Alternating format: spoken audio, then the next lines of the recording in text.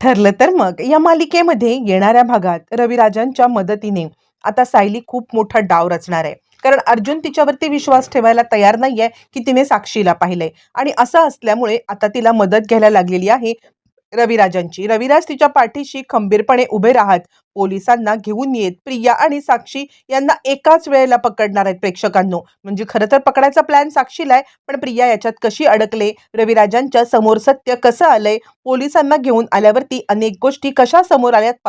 प्रेक्षकांनो, सायली घरी आले, पण डोक्यातून विचार जाता जात नाहीये की आता आपण पाहिलं होतं ती साक्षीच होती. इकडे रविराज तिच्याशी काही बोलण्याचा प्रयत्न करतायत, पण तिच्या डोक्यामध्ये विषय तोच आहे की आपण साक्षीला बघितलं होतं. आणि त्यामुळे रविराज काय बोलतायत इकडे आता तिचं लक्षच नाहीये. आणि त्यानंतर रविराजांना असं वाटतंय की ही आज अर्जुन सोबत फिरायला गेली होती, म्हणून कदाचित तिची अवस्था अशी असेल.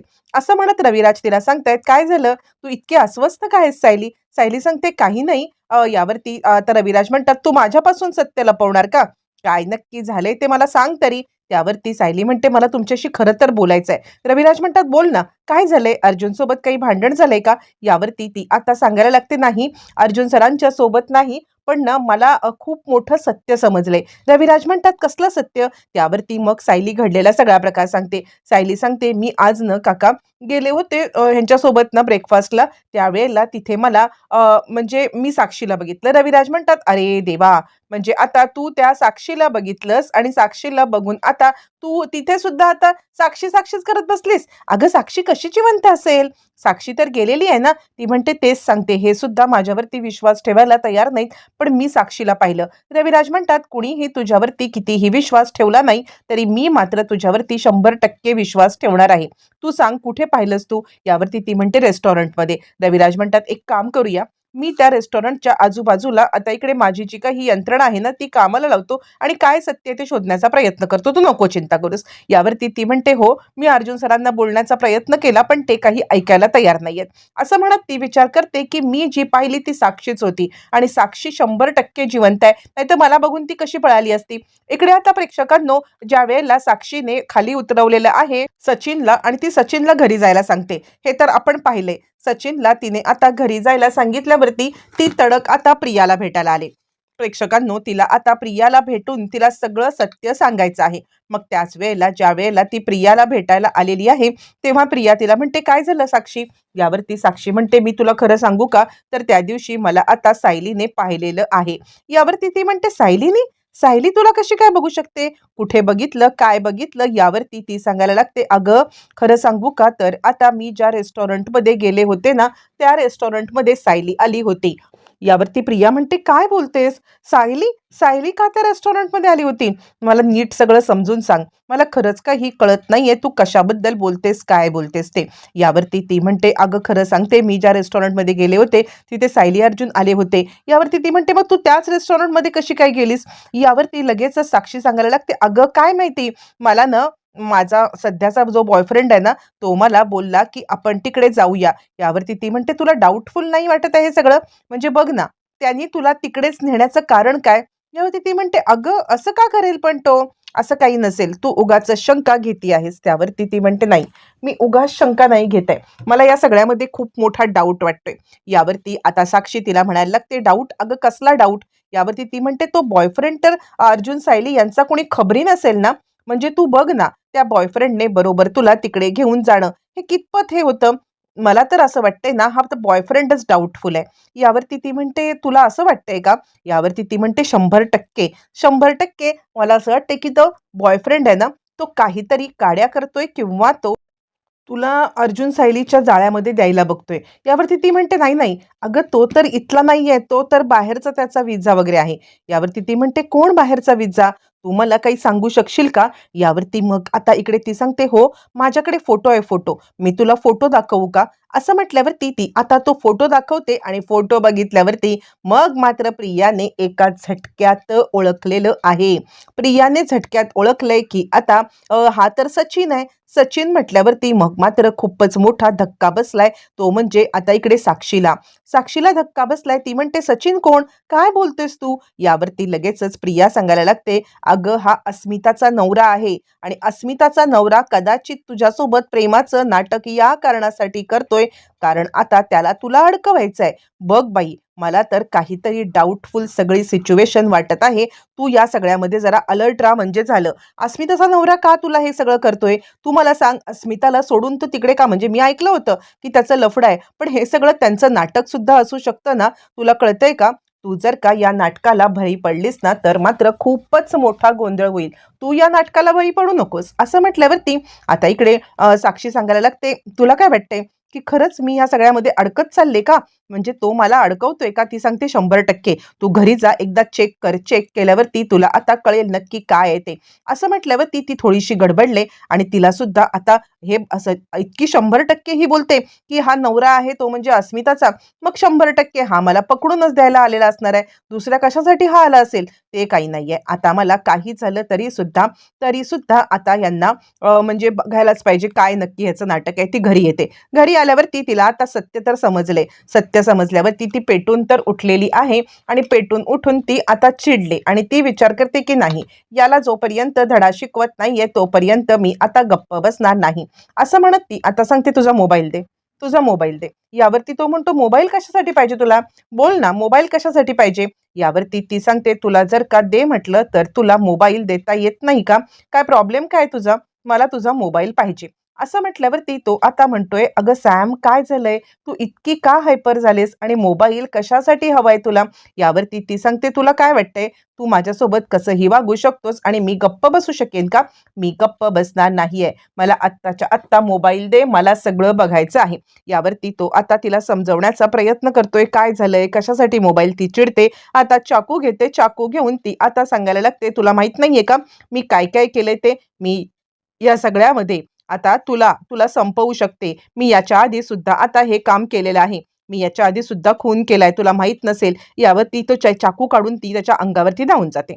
ज्या वेळेला त्याच्या अंगावरती ती धावून जाते त्याच वेळेला मग आता लगेचच तो म्हणतो, सॅम शांत हो. मला माहिती आहे तू खून केलायस. असं म्हटल्यावरती ती म्हणते, म्हणजे तू मला पकडायला आलेला आहेस? तो सांगतो, मी का तुला पकडेन? मग यावर थोडी ती शांत झाली. मग काय आहे हे सगळं? तू मला पकडायला नाही आलास तर तू अस्मिताचा नवरा असून माझ्यासोबत प्रेमाचं नाटक का करतोयस? यावरती तो म्हणतो, खरं सांगायचं तर आता मला खूप नंतर कळलं तुझं हे सगळं प्रकरण. म्हणजे मी आधी तुझ्या प्रेमात पडलो आणि त्यानंतर मग सचिन पण बघा, त्याला पैशाची गरज आहे हे तो बोलत नाहीये. तो सांगतोय की मी तुझ्या प्रेमात पडलो. तुझ्या प्रेमात तर मी पडलो आणि प्रेमात पडल्यावरती मग मला समजलं की असं असं प्रकार आहे. पण म्हणून मी तुला सोडून दिलं का? म्हणून मी घर सोडलं. मी माझं घर सोडलं आणि माझं घर सोडून मी इकडे आलेलो आहे. माझं घर सोडून ज्या वेळेला मी इकडे आलो आणि त्याच वेळेला खरं सांगायचं तर आता मी तुझ्या प्रेमासाठी त्याग केला. ती म्हणते, मग तू काय मला आता पकडण्यासाठी हे सगळं केलंस? तू मला पकडायला हे सगळं केलंस? तो सांगतो, नाही, आपण हे देश सोडून जाऊया. मी तुला वाचवायला हे सगळं केलंय. तुला वाचवण्यासाठीच आता हा सगळा मी हे रचलेला आहे. तू उगाच स्वतःला त्रास करून घेऊ नको. मी तुला वाचवायला आलोय, मी तुला वाचवायला आलोय. ती म्हणते, तू खोटं बोलतोयस, तू खोटं बोलतोयस. यावरती तो म्हणतो, नाही, मी का खोटं बोलेन? ती सांगते, मग आत्ताच्या आत्ता आपण हा देश सोडून निघून जायचं आहे. हा देश सोडून आपण आत्ताच्या आत्ता जाऊया. असं म्हटल्यावर तो सांगतोय, मी तेच सांगतोय तुला. आहे ना हे ती सगळी संपत्ती गोळा कर, आपण देश सोडून जाऊ. यावर ती म्हणते, तू माझा तुझ्यावरती विश्वास नाहीये. तो सांगतो, नाहीये, हे बघ मी तुझा पासपोर्ट बनवलाय. तू बघितलंस का? मी तुझा पासपोर्ट बनवून तो आता मी इकडे हे केलेलं आहे. लक्षात घे, मला खरं तर अण्णांचं पण सत्य समजलंय आणि मी तुझी मदतच करायला आलोय. माझ्यावरती तू विश्वास ठेव, माझ्यावरती तू विश्वास ठेव. असं म्हणत त्यांनी आता तिला कन्व्हिन्स केलंय. मग ती सांगते, ठीक आहे, तू आत्ताच्या आत्ता इथून मला घेऊन चल. काही झालं तरी मला आत्ता इथे थांबायचंच नाहीये. असं म्हटल्यावरती तो म्हणतो, ठीक आहे. ती सांगते, मी एकदा प्रियासोबत बोलते, पण एक गोष्ट लक्षात घे, माझ्यासोबत डबल गेम करण्याचा जर का तू प्रयत्न केलास ना तर गाठ माझ्याशी आहे. असं म्हणत तिने आता सचिनला चांगलीच धमकी दिलेली आहे. मग आता ती प्रियाला कॉल इकडे तोपर्यंत रविराज आता सायलीला सांगतायत, तू ज्या वेळेला तिला पाहिलं होतंस तेव्हा ती त्याच लुकमध्ये होती का? यावरती सायली सांगायला लागते, नाही, तिने टोटली लुक आता चेंज केलेला होता. तिचा टोटली लुक आता बदललेला होता आणि सगळ्या गोष्टी आता वेगळ्याच होत्या. छोटे केस कापले होते. रविराज म्हणतात, एक मिनिट, तुला कळतंय का? तू जे वर्णन सांगतेस तेच वर्णन आता आपण हवालदारांच्या तोंडून ऐकलं होतं ना.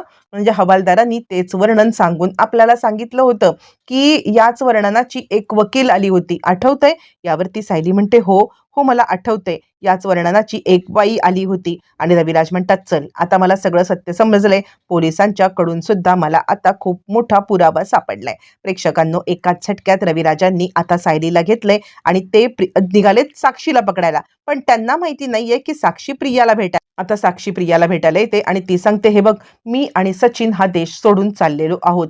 म्हणजे काही झालं तरी आता पुन्हा आम्ही या देशात परत नाही येणार. आणि सचिन मला फसवत नाहीये, तर त्यांनी मला आता सांगितलंय की आणि आता आम्ही दोघं जण इथून जाणार आहोत फॉरेनला.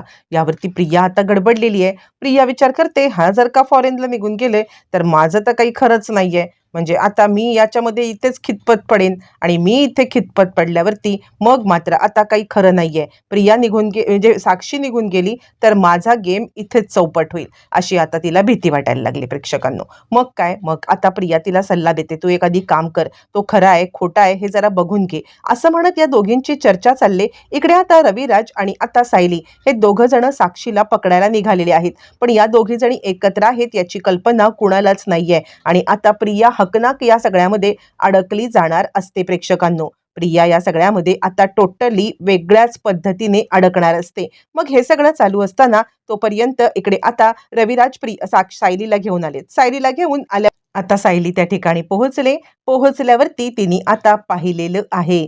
तिने पाहिलंय की इकडे प्रिया आणि आता ताबडतोब साक्षी एकत्र आहेत आणि ती रविराजांना सांगत आहे, ते बघा काका, ते बघा, त्या दोघी जणी तिकडे आता एकत्रितपणे आहेत.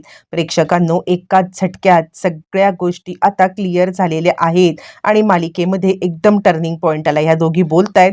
सायलीने हे पाहिलंय. सायलीने पाहिल्यावरती ताबडतोब आता इकडे सायली लगेचच आलेली आहे आणि ती म्हणजे या दोघींना पकडण्यासाठी रविराजांनी पोलिसांना कॉल आणि ते आता चिडलेत. पकडा हिला, आत्ताच्या आत्ता इकडे पकडा. अगं मूर्ख मुली, का ही सगळे नाटकं केलेली होतीस? का मला या सगळ्यामध्ये आता इकडे तुझ्यामुळे मान खाली घालायला लागते? म्हणजे तुला माहिती होतं की ही साक्षी जिवंत आहे? ते साक्षी जिवंत आहे माहीत असताना सुद्धा आता तू हे सगळं नाटक केलंस, असं म्हणत प्रेक्षकांनो रविराज चिडलेत. पोलिसांना ताबडतोब पोलीस आलेत आणि आता इकडे प्रिया आणि साक्षीला अटक करतायत. आणि त्यावरती सायलीने सांगितलंय की तू ज्या वेळेला तिकडून पळून गेलीस ना, तेव्हाच आता मी समजले होते की तू तीच आहेस. मला कितीही कुणी सांगायचा प्रयत्न जरी केला ना, तरी सुद्धा मी या सगळ्यामध्ये अजिबात विरघळले नाही.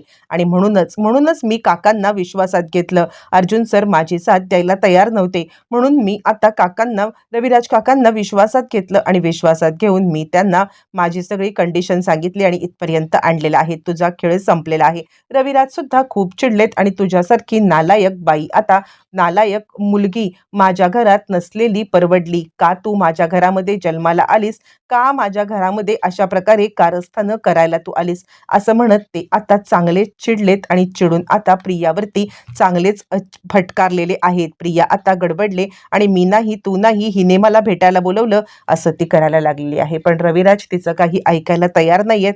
तू जे काही केलंस ना त्याला माफी नाही, तुला या सगळ्यामध्ये कधीच माफी मिळणार नाही, असं म्हणत हिला घेऊन जा, रविराजांनी सांगितलंय. प्रेक्षकांनो, फायनली मालिकेमध्ये जबरदस्त टर्निंग पॉइंट आलाय. प्रियासोबत साक्षी आणि साक्षीसोबत प्रिया दोघी जणी सारख्याला वारख्या आता अडकल्या गेलेल्या आहेत.